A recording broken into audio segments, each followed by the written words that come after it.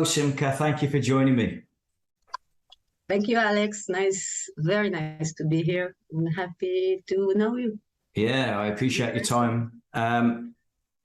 Simcha, I saw you on Simply Always Awake, the guy who did that, and listened to your conversation, and I thought, yeah, let's have a conversation and see where it leads us. So again, thank you for being here. Simcha, give us a bit of a background and your story, because it was fascinating when I listened to it. I think my story is not. It wasn't likely to happen to Simcha, the character, because she had a very normal life and not a seeker's life. And I was born in Tel Aviv and raised in a big family, a traditional Jewish family. And I was married and I have 4 children, and I work as a film editor. I make short movies for companies, for high-tech companies. So I wasn't seeking and wasn't interested in the spiritual world. And I think what happened to me was very strange and yet very logical, because apparently this is what happened. So this led all these events that were like normal event, like regular people are living. It led to the point of no return. So what would you like to know about my background specifically? So I'm intrigued. I ask this question to most people I talk to in this field, and it's you've said that there was no sense of seekingness there, that you weren't the traditional person who, you know, very often they hit a lot of trauma or something, and then they go along the spirituality journey and all that type of stuff. It's very common to hear that. Yeah. But you said there was no sense of seeking, really. Was there any, what you could define as trauma that sort of set something off? Other than the trauma of being alive in this world, I think being alive in this world is trauma.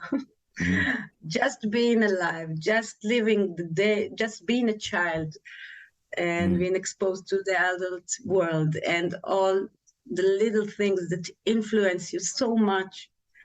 All of us are so sensitive, and I was a very sensitive child. I can't call it traumas, but I can call it like a struggle of life, of how do I manage to feel good in this life? How do I do good? And all the time there was like this feeling of anxiety, because I had the sense of anxiety. Especially, it was a hypochondria. This is the fear of diseases and death, and I think it was like a shadow over my life, because everything I did was influenced by this mental illness, which is hypochondria. This is my the main thing that was troubling me in the process of living. But I was too engaged in the daily struggle of succeeding in what I do. And I love what I do, because I studied filmmaking, and I enjoy it very much. I enjoy editing and writing and directing, and it's a fascinating world, and I had so much fun. Like, I didn't have a normal career of 9 to 5 somewhere. It's always the shooting day. It's always very interesting and alive and creative. And my house and my children are so creative also. My husband, everything is so alive and so much creativity and freedom.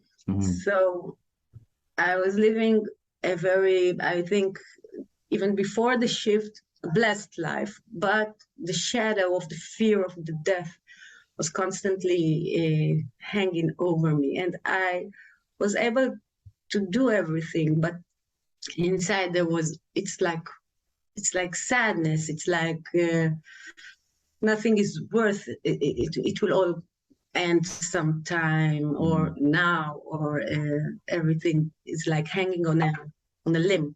So this was but I didn't think that spirituality can solve this problem. So I didn't seek, because I had the Jewish tradition in my mind. I know the Jewish tradition. I know the rituals. I believed them. So and I was practicing it like lightly, just in the way that it's comfortable for me and for my family, in a traditional light kind of way. But it gave me like the closure of this corner, this spiritual corner. There is a God. It is the God of the Jews where I was born into. It is my fate, my destiny. There's a reason I was born Jewish. Just a minute. And this is the reason, and I accept it, and I'm whole with it. There's nothing other than this perception of God. And so I didn't trouble myself with it. I was engaged in my daily chores, my life, a lot of creativity. So it filled the life. When you are creating, you're very much alive. Yeah. So it was nice. Yeah. So you mentioned in there, you said that there was a shift of some sort. That could mean anything to anybody. What do you mean by that? I mean, I talk about the grand shift, the one shift, the only shift, the shift that didn't happen even because when I try to pinpoint the exact split second, I try to say it's a split second, but it's not even a split second. Yeah. It never happened. It never happened because but if in the story, there was a point before this split second and after this split second, there is time in the story. Yeah. Because it's a story. So there was a point that everything changed and everything became that oneness, or call it what you want, consciousness. I invented a name for it because after it happened, I knew that it cannot be named, but I wanted somehow to refer to it for myself. So I called it all nothingness, because it's everything and nothing, with an emphasis about the nothing, because it is nothingness. And before this shift, there was a woman that was called Simcha, and she was married, and she had and now she's dead. In the words of in the regular words, she's not existing. That character is not existing. It looks like she's existing because she's talking and she remained in the house and she's still like a mother and everything. But that split second, it's a strong word, but killed her. She's not here. And there was, and everything that remains is that thing, which is what we're doing now. These words that appear to be being said right now. This is what remained from that character. And it's nice for her to talk about it, like to say it out loud, and to hope that people will listen and try to understand as much as they can. So this split second, if you want, I can share how it happened and what it was like. Yeah, but I mean, a lot of people, me included, it's useful, or it seemingly has some utility. I know that's futile, but it seemingly has utility when you listen to other people, and it's like, okay. So although it's a paradox there, I do like to listen to that split second, as you said. Okay, so I'll tell it. It was an intensive week because I had many events that week. The week that this transformation, this split second happened, I think it was the most anyone can take as a human being. The range of emotion I had to go through that week. It was like they put me in the laundry machine and they put it very strong cycle. It squeezed everything out of me. It was so many stories combined together of death. My friend lost her daughter. She was 21. She was an amazing child. And we waited a whole week for her to come. She was abroad. And it was so, so tragic and sad. I knew her ever since she was 8. And I loved her. So, and she's my best friend. And I was together with her. And this was the first day. It was 4 days in a row, the first day. And then there was an event that I directed as a director. And it was, people needed me to give them directions where to go on the stage and what to say.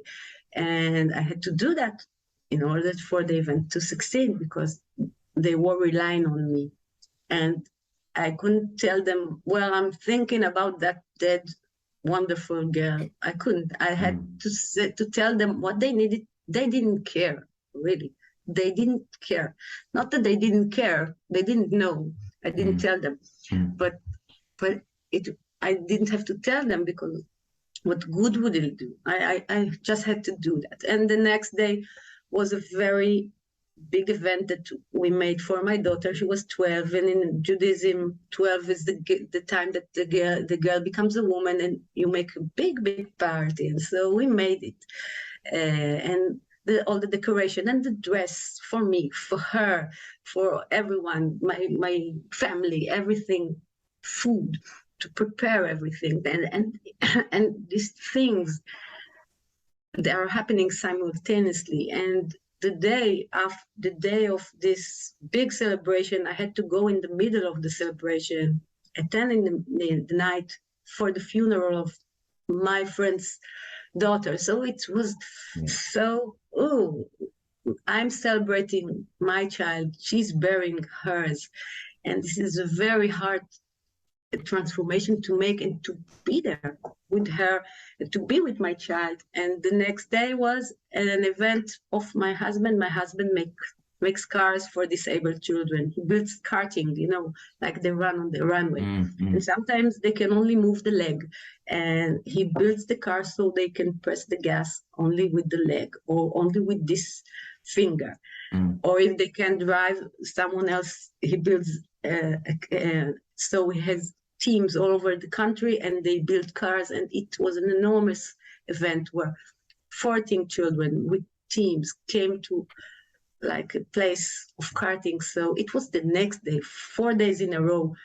My mind was moving so fast from all these emotions without even time to process it, just being it, just being and doing the things. And I didn't stop to think, why did this happen? Why do I have to do that? There was no time to process it, just do it. So I think all these events has left me soft, like they softened my self image, because I couldn't be something. I had to be many things. I couldn't be just the friend who is grieving with her friend. I had to be a happy mother. I have a very happy mother. So I had to really do these transformers. So and I did them. And then this was Friday, the big event with the cars and the children, and everyone was crying.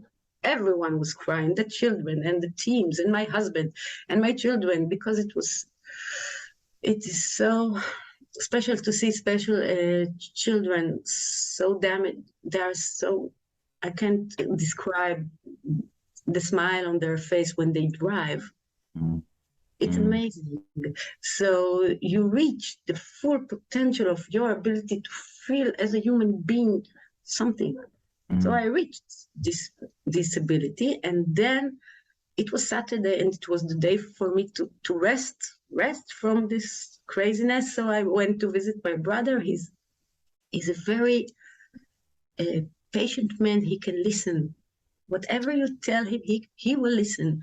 So I told him everything, every little thing. We went for a walk on a nice hill, and I told him everything without missing one little detail. I poured everything, what was said, what happened, what I did. So everything I told, and he was quiet, and only he and the trees were listening to these words, to the story. So I emptied everything, and he listened, and he liked it, and he told me things about it, that it was good. Like, he admired my actions, and I got the recognition for what I did. So I closed this week. I closed the story, and then I started to drive home because I had to go back, because my friend was waiting for me, my family was waiting for me, everything was waiting for me to. And I had a very big day to shoot in a high-tech company the day next. A very important day, and I had to get ready for it. So I drove home, and I wasn't thinking, because when I got into the car after I visited him and I told everything, nothing remained to be said, nothing remained to be felt. I felt everything so intensely. I felt it with every pore in my body. I felt it, I did it, I expressed it, I acted, and then I talked about it, and there was nothing left to do. It's like you cleaned the whole house, and now it's clean. There's nothing you can do. You can't add anything to this cleanness. Nothing needs to be done. And I knew that. And because I knew that, I got into the car and I just started to drive the car back to my house. It's a 20-minute drive. And it's a very peaceful time in Israel. Saturday, there are not many cars on the road. It's like a holiday, and the sun was setting. No cars on the road. I always loved to drive. I love to drive and to feel the movement. And this was a very peaceful state for me. And this is how the split second happened, because in that state, by sitting in the car, by listening to the radio, I always listen to the radio while driving, like I'm sure many people do. And there was a song, it's a song in Hebrew, and it was a song I love, and I loved it so that I just how you say? Turned it up. I turned it up a little, and I was just driving and listening to it, and it started. I made a video about it because it starts with guitars. Like, it's like, if you will hear the music, you'll see it's like starting of something. It's a very narrative song. The words say, it's like a description, a cinematic description of a car that is driving, of couple that are driving in the car. And the words said, the white car is driving down this road and the eucalyptus trees hide it. And I was driving in a white car, and there are eucalyptus trees in this road. And I was thinking, these were the two lines that I was thinking, oh, this is exactly what is happening right now. It's so nice. It was so soft. Everything was so soft, so good. I know that people sometimes experience this shift through hardship and trauma and the verge of death, and the point that they cannot take it any longer, and then they escape themselves, and then they find that there is no one to escape. But it wasn't the case. This was so soft, so complete, so nice, so familiar for me, this song, this wonderful song. I love it. I loved it. So I felt so secure with these words, with the voice. It was so good. And then the voice, and there's a verse in the chorus, and the verse said what was happening to me in the car, and I started to feel something very, I'd say, because I had one glimpse of this feeling before this event.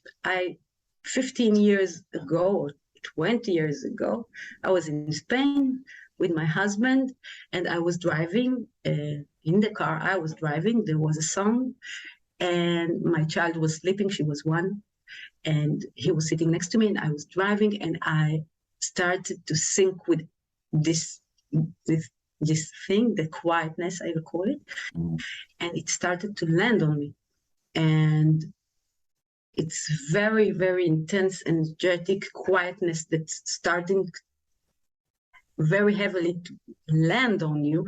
And I felt it 15 years ago. And then my husband looked at me, and I was snatched out of it, and I didn't even know what happened.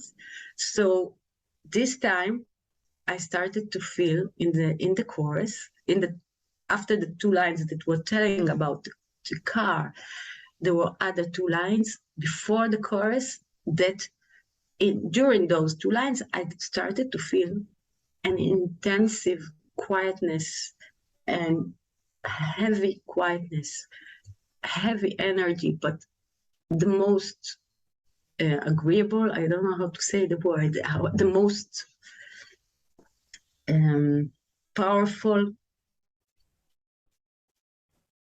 It's like you feel that everything is disappearing, not in the literal, not like you don't see anything, but you know that you don't see anything. Mm-hmm. You know that you don't see the car. You know that you don't see anything. You know that now that there is only the sound that is coming from the radio. You know that everything else is gone. You understand it. I don't know if you understand it. You feel it. Mm. You feel this feeling, and then after those 2 lines where the quietness came on, became like a very heavy blanket or something that is pressuring you. But it was very, very, very nice. Mm.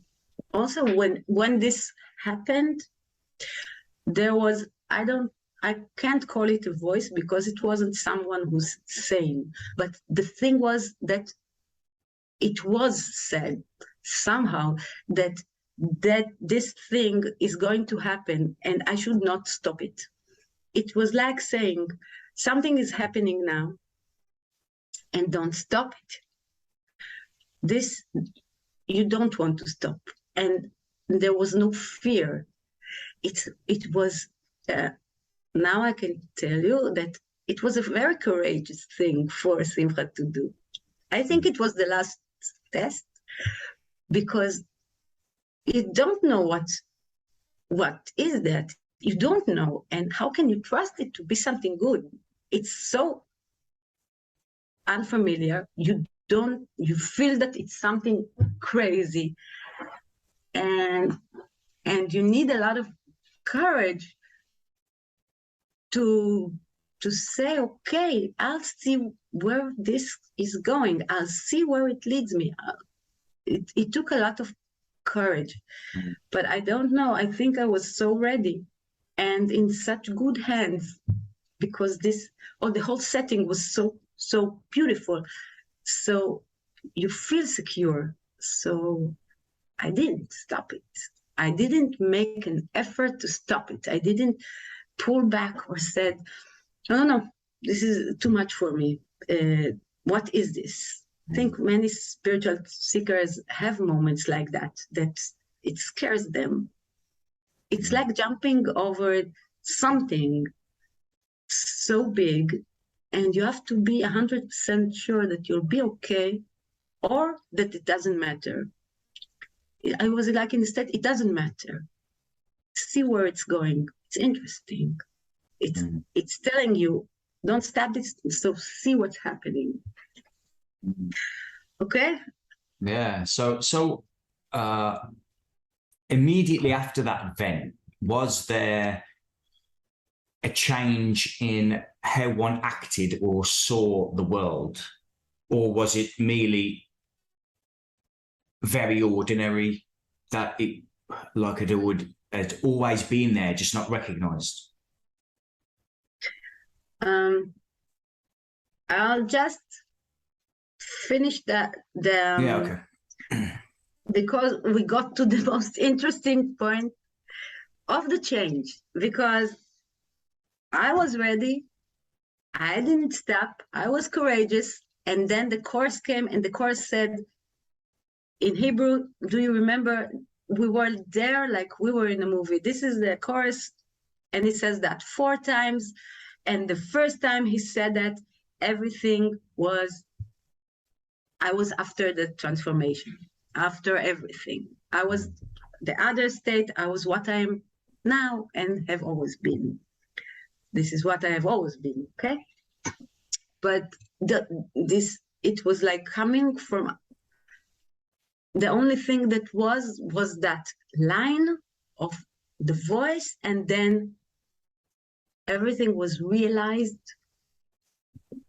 and it's not ordinary at all. All the existence ever since that point, it's the wondrous existence that you want. It's a wonderful existence, like a constant admiration for this brilliant thing that he hid itself so beautifully, and when you caught it, you just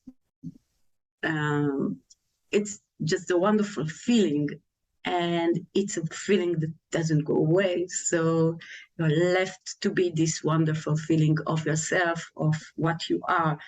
So the outer reality has not changed. The outer body, I returned to a house. The outer surrounding, it's the same. It looks ordinary to the bored eye, to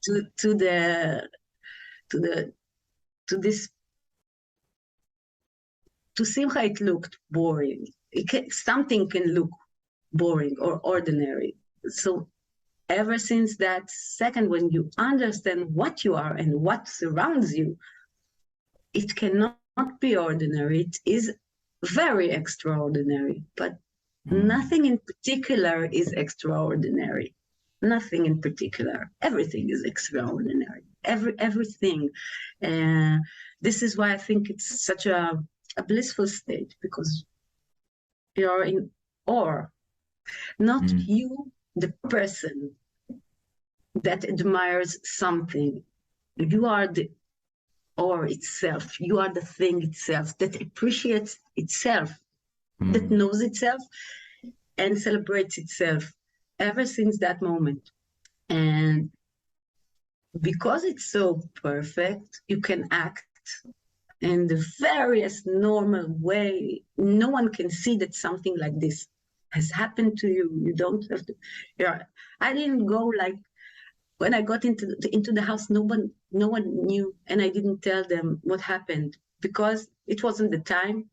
It wasn't the appropriate time. It wouldn't have done them any good, and I knew what needed to be done. So I didn't need to talk about it, and I didn't need to express it. Just as now, I don't need to express it. I just, somehow it's being expressed. So I'm glad that after 4 years, because it happened 4 years ago. So now it's being expressed, but 3 years, it didn't want to express itself. So it was okay. And this is what's happening now. It's also good.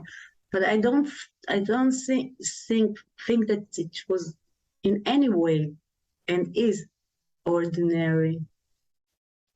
You mentioned God earlier. Right. when you mentioned religion and Judaism and all the other good religions of the earth. Do you, now looking at life, do you see God as that thing that sort of hid itself, or do you completely disregard that term? I completely disregard that term. I completely, because language does so much damage. Words make so much damage.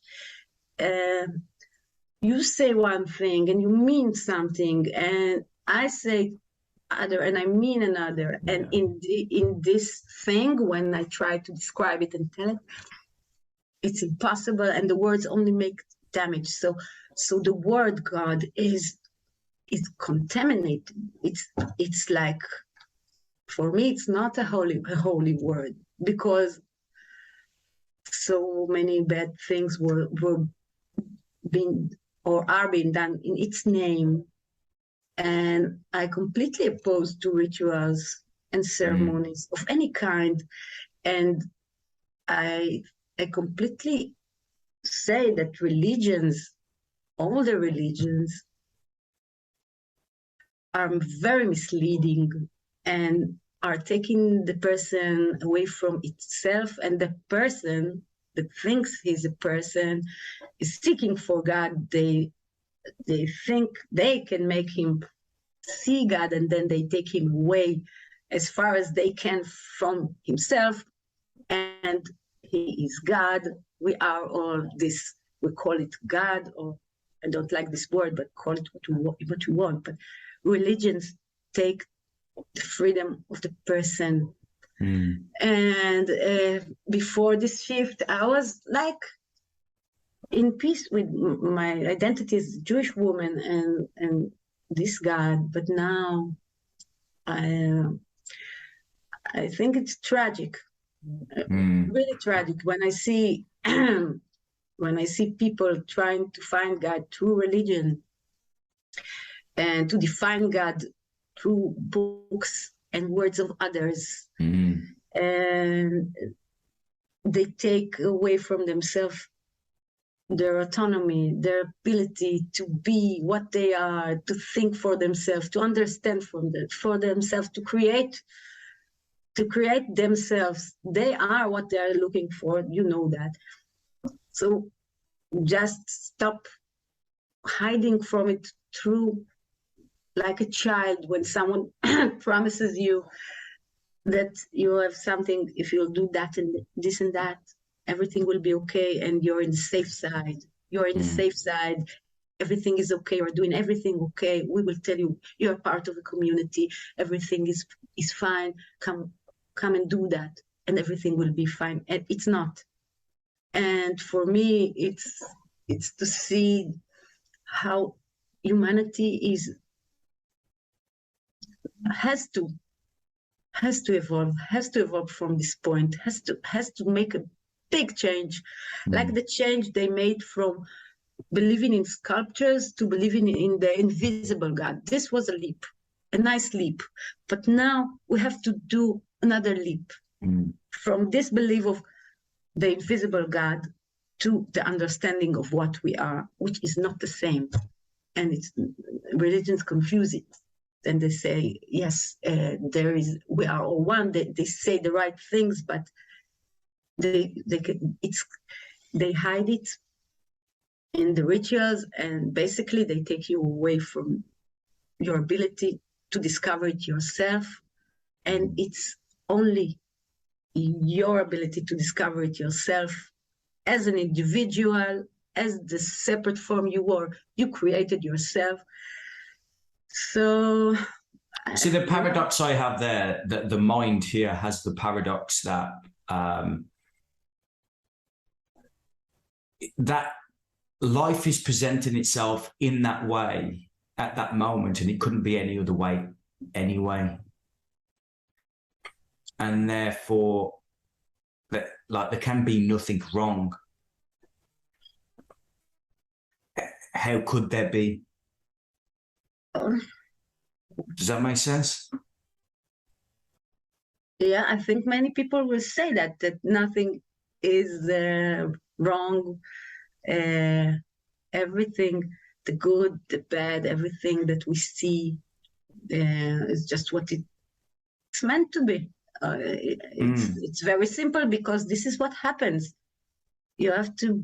It's not paradoxical for me at all, because you have to think that if this is what is happening, this is the grand plan. This is what is supposed to happen, and every point that you are in your life is the precise point you should be.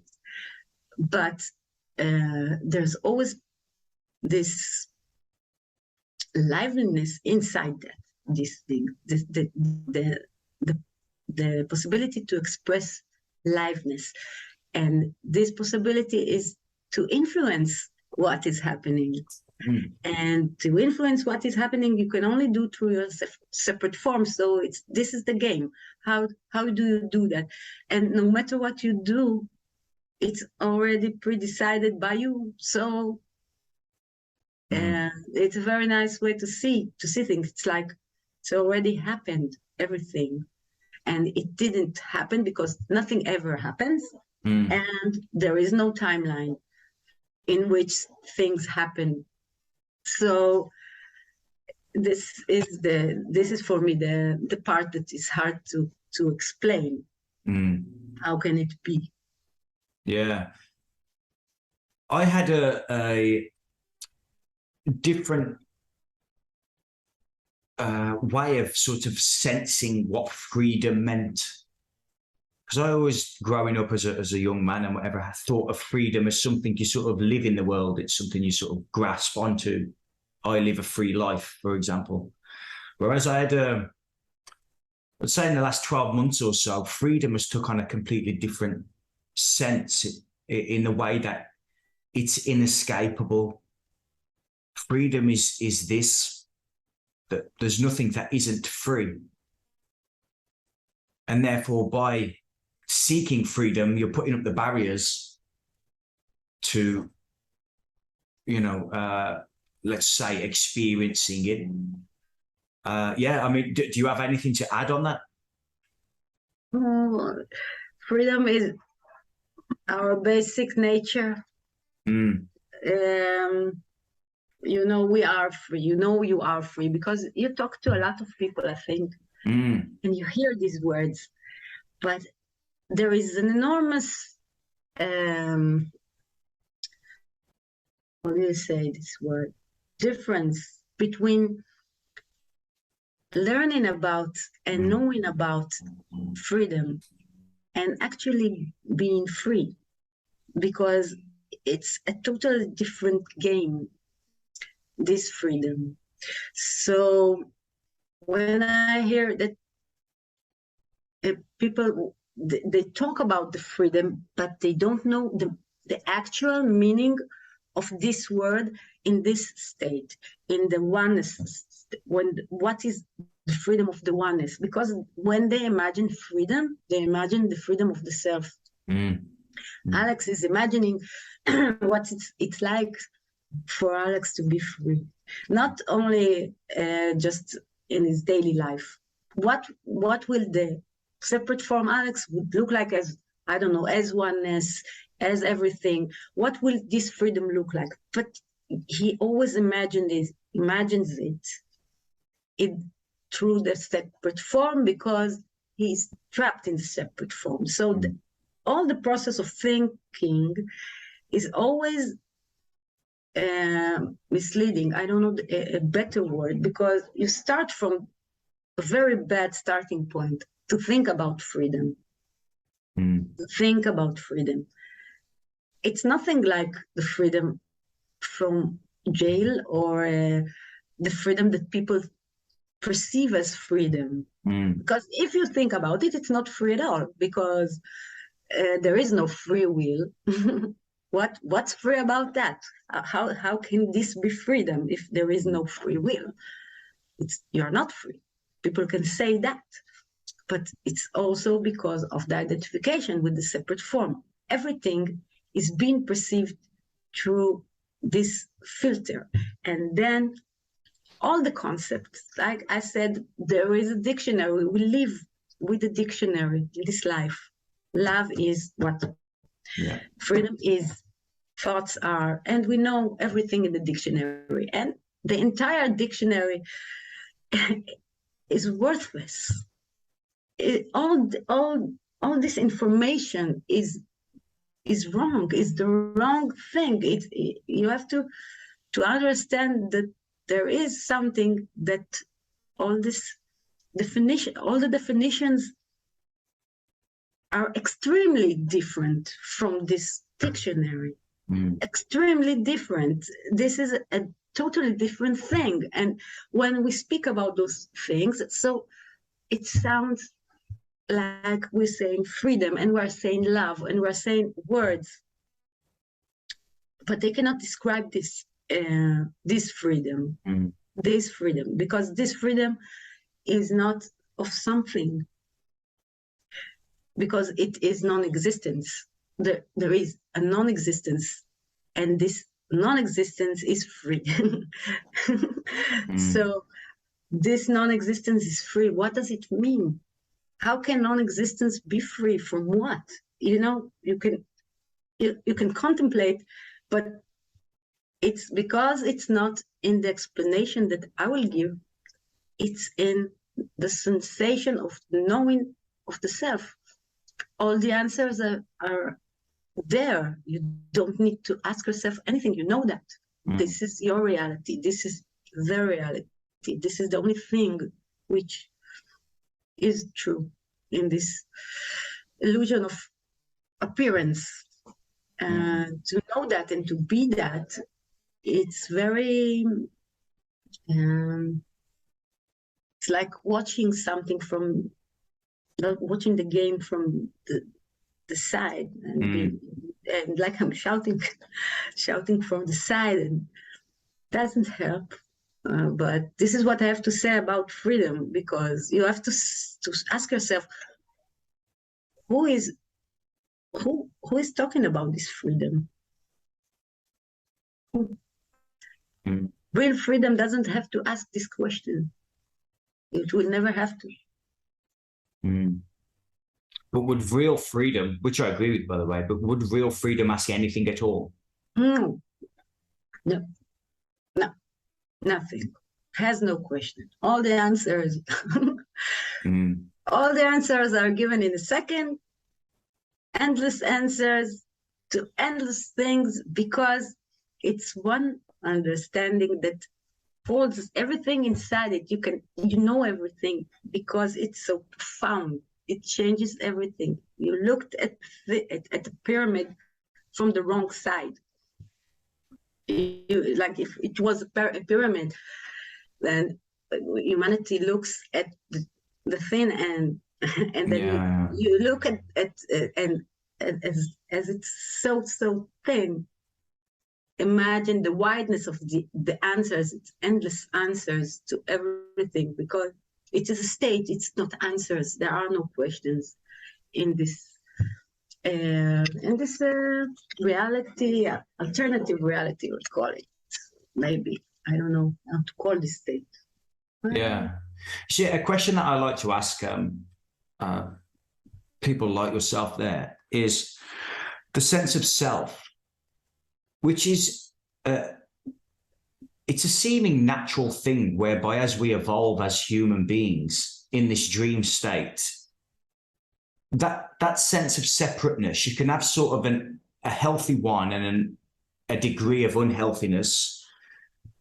And I also did a lot of psychology, Carl Jung and Sigmund Freud and that sort of thing.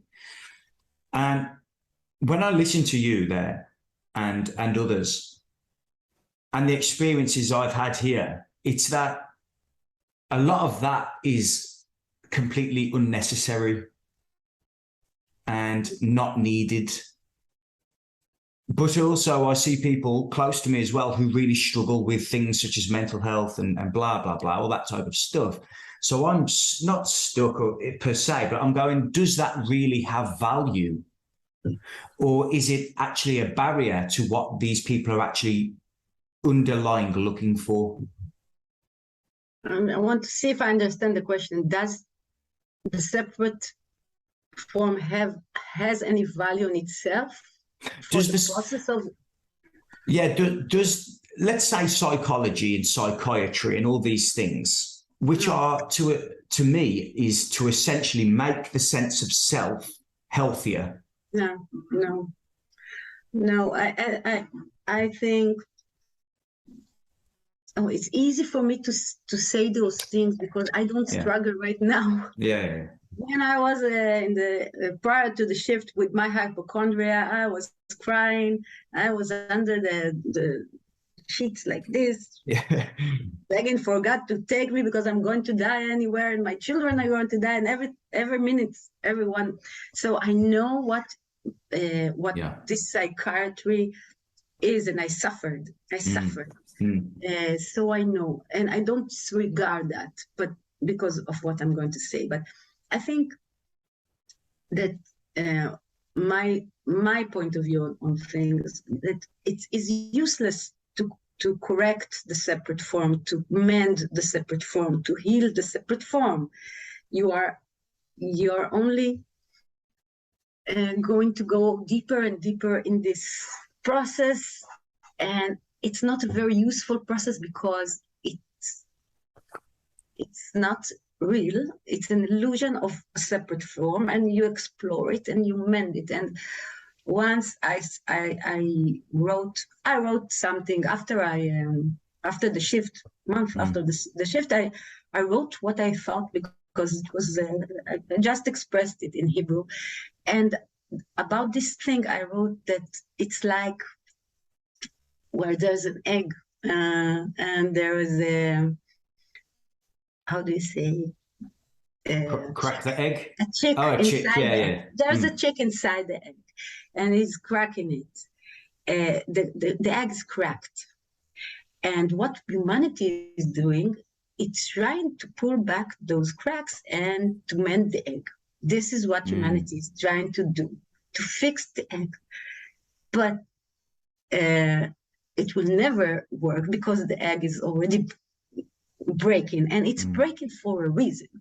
It's breaking so something else can get out of this shell. So this is the metaphor for the separate form. Don't try to mend the egg. Don't try to patch it together. It will never be complete. You will never be complete. And mend yourself. Try to see what wants to get out of this egg. Try to see. This is what I think about mending.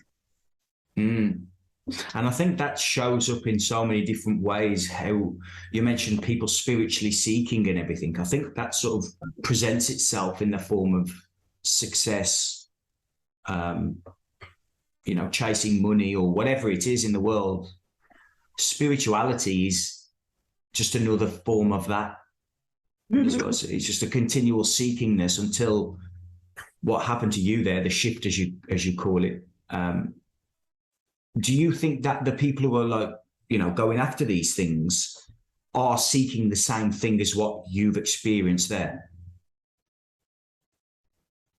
Well, I don't know, because I don't know everyone who is seeking. So I can tell you, I think that there are people who are very honest with us to try to know that this is a possibility. It's a good thing for a person in his life. But the psychological structure will indicate what is the true meaning behind the search of the person, and if he will succeed. Because if he doesn't have, I think, a pure heart, he will not succeed.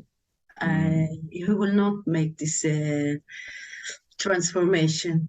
He will not get there. I'm sorry, because you can't fake it. What do you mean pure heart? What do you mean by that? Pure intentions, pure heart. This is this state requires you to be very authentic, very open. You have to be open, authentic, And because this is the way it happened to me, what I told about this week, because I was in service, like I was in where there's an army and you are called to for the reserves. I don't know if this is the word, but you were in service, so you're in service for others without the need to get something out of it. So this is giving, and giving is something that this thing is always doing. We are living in giving. We are living inside that giving. This is such a wonderful present where we're sitting for ourselves. Just look what is happening around you, and you will see the enormous generosity and collaboration. Everything is so wonderfully open and I don't know the word generous. It's so generous. So you have to be aligned with this generosity. You cannot want something for your separate form and expect this generosity to echo with you. It can't. You have to be similar to her, to this oneness, in order to sync with it. So if you will hold on to yourself with the egotistical need to gain it, to gain this enlightenment, to gain this self-realization for myself, and you do all the effort for yourself and invest in yourself, how can it resonate with you? It's not its nature. It's not what it wants. This is my experience. All I'm saying is just things that I'm saying because this is what's being pronounced right now through the separate form. I don't believe that you exist or I exist or this conversation is happening or there are others that listen. But if these words are being spoken, so this is what it's saying. Generosity is the key. You cannot hold something close like this for yourself and expect to be open and expect something to happen to you. This is not how it works. It's very different from the world we live in today. Very, very, very different. Because this world is, it's based on the ego. It's based on feeling the needs, your needs. First, my needs, my family needs, my country's needs. I put myself different from others and I build myself and have to hold and I have to fight for it. This is what goes on. This is and this reality is so different. So you have to be generous and pure because you can't think ill of someone. You can't judge them. You have to lose this judgment for everything. You have to look at them, really look at them and try to see why they act like they do and understand them and when they do that. And these are psychological things or self-righteous things, but I find that this is the nature of this oneness. And I know it's not hard. It's not easy to do. It's not easy to live like that. But this is my perception. This is my take on it. Yeah, I think like generosity and humility and things like that happens like as a effect and a result of how you sort of see the world. So if somebody's very selfish and egotistical, and you say to them, you need to be more generous and humble, there's nothing going to happen there, right? But if someone's like in alignment with nature, they spend a lot of time in nature and all that, and they see the beauty everywhere, I think that would be natural for somebody to be generous because they'd see the generosity naturally in nature. It's just continual overflow. Then that would be completely natural to them, right?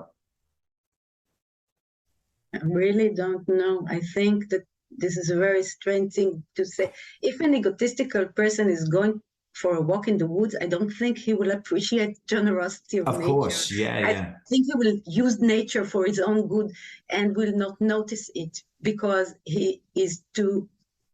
But he also has a story of an egotistical person, and the story right now of humanity is the story of egotistical humanity.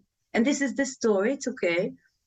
It's not like we have to mend it and say, okay, go and be humble. How can they? It's inherent inside their character, but there's always the possibility of evolution. A person always has the possibility to change, and it is our duty, I think, not duty, but it is our privilege, if we can express things in this craziness, is to say these words, that it is better to be generous, and maybe something will we can say that things to this without expecting them to change or without trying to save them from themselves. Just express it and see where it goes, when it goes. So okay, this is our part, this is what we do, because we know that it is better. This is what I do. Yeah. You mentioned evolution there. I don't mean in the religious sense of the word, but you mentioned, like, as the individual evolves. Do you think that there is a process of evolution, or is it a spontaneous event? With what? For the lack of a better term, waking up, like your shift. Yeah. I really don't know a better word. Yeah, sure. The transformation, shift, you call it what you want. It's a change, a drastic change. So the question was, is there a process? Yeah. Because my shift or change, I think if it was in evolution, I didn't notice it. I didn't notice the evolution because, unlike spiritual seekers, I didn't concentrate on the search and graded myself. Am I making progress? Is this good? Oh, I felt this. I didn't know or thought about a process towards this point. There was no process towards this point. So, in a sense, there was no evolution, except from the glimpse that I had, I told you about 15 years ago, but it was an intuitive thing. It was it had no preparation, and I didn't know what was it. I didn't realize what it was. So I think there was no evolution. And I don't think that I'm sorry, but I don't think that true spiritual practicing of any kind, you can gain some kind of progress that in the end you get a diploma that you made course A, like in a university. Then you did that and you did that and you did that in your spiritual search. And if you'll do all the stages, you'll get there. I don't think this is the case. This is what's happening. And again, it's only through the self experience, what I'm saying. I understand and realize that there are many people in the world and they're making their way, and I respect the way of the Buddhists, and I don't know, there are many ways, but I don't accept any of them as a way, as an evolution, as something, because what has happened to me happened so uniquely to a separate form. And I think there was an evolution in Simcha's separate life, but it was an evolution of development in her daily life. As a mother, she became better. As a person, she became more authentic. She did a lot of things in her life. She acted, she created, she was very active. And through that, it came. And through applying all her abilities in this week that was like the grand finals of this abilities to be human, to express her humanity in the fullest way she could, for the benefit of others, not for herself. So this was her evolution, and I believe that everyone has a different kind of evolution because he has a different structure. He lives in a different place. His tasks are different. His abilities are different. His talents are different. How can one way be the same as the other person's way to self-realize itself? How can you use my way? No, you can't. Course, yeah. No one can use another. So all this practicing is very good for, I don't know, getting a sense of community and togetherness. But sometimes it takes the person he's deluding himself that he's making progress somewhere, somehow, and he will get somewhere. And this is sad for me because he won't. He will only be in the process all over again, and he will get acknowledgement on his achievements, and they will say he made progress, and he will feel it's very close and everything, but it will never happen. And the one thing I wish for all humanity and everyone who hears me, that it will happen, because it can. It's not something that cannot happen.